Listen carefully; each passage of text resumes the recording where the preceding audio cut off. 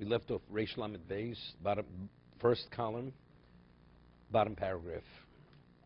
He explained that all the psukim which the Mishnah brings about Torah, what it affords and what it does for the person, it's all only in the physical sense. Your flesh, your bones, it will heal, it will do this.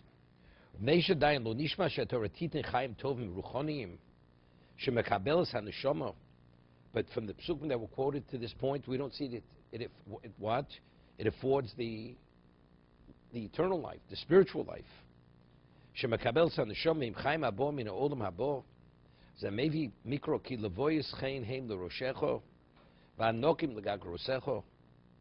will associate chen with your head and a necklace, a nokim.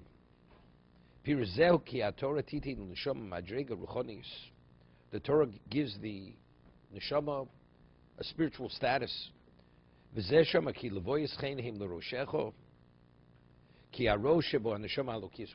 neshama located? The neshama is located in the head, or on top of the head.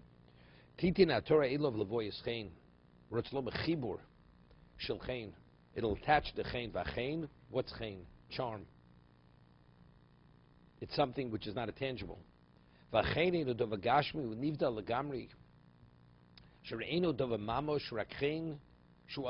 the way you're perceived. Why certain people are attracted to people? Certain people, they're attractive, others are not attractive. It has nothing to do with the physicality. There's something about the person. That's something about the person, that itself touches upon the spiritual. Okay? You have goyim that have charisma. You have the lowest of the low. They have charisma. So what? That's spiritual. Maybe they have potential. I think that's really you have to have a counterbalance.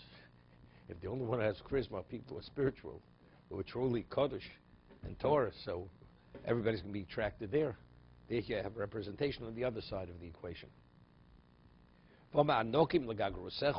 Pirush, what's gagrusecho? Speaking of the neck, on the throat. The throat, that's where the voice comes from. Of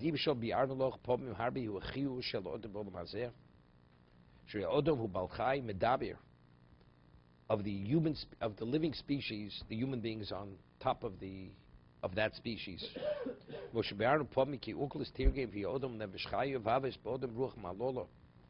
He became a shemizet teda ki ikar odom mashu chai medaber. He's explaining it differently than everybody else explains it. Normally, when they cite this targum, what is an expression of the soul? An expression of the soul is speech.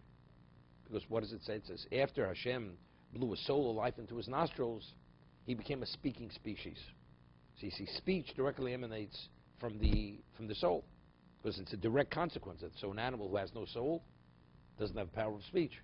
Right? That's simply. He's explaining it differently.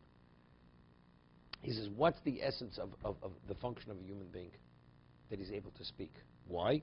Because it says he became a living species. How did he become a living species? When he's able to speak.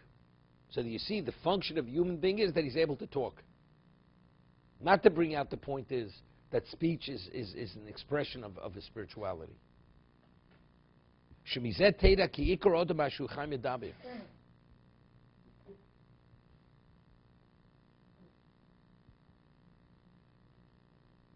So if he's not able to speak, it's a serious handicap. Seemingly, it's more serious than any other handicap. Even though it says, iver sum choshev kemes. It doesn't say a mute person is not able to speak as choshev kemes. Correct? The person is blind. This one is functional. I understand, but he's saying, ki ikar odom mashu chai medaber. That's the essence of a human being.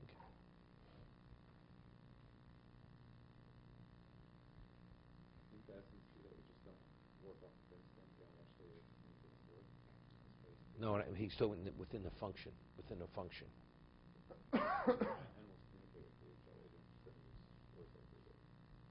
Because what they have to communicate, the way they communicate, is sufficient. But a human being, what he's able, how many words do you have in the Webster Dictionary? Okay, the animals don't need such a vocabulary. You understand? They grunt and scream, that's enough. like some people. No, they grunt and scream. It's enough. And that's representative of having a soul? No. Just saying. That's a human being. It's an expression of the intellect of the mind. So what the human being, or one has to affect the other, or impact on the world, it's communicated through speech. That's communication. Right. If you don't have communication, your ideas and whatever it is, how do you communicate? See, writing. You can't, as much as you can write, you can't write as quickly as you could communicate something through speech. Right? It's a whole different level of communication.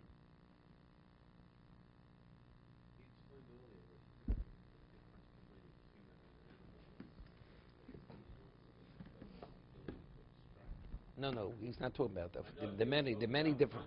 He's talking about a function. The main function.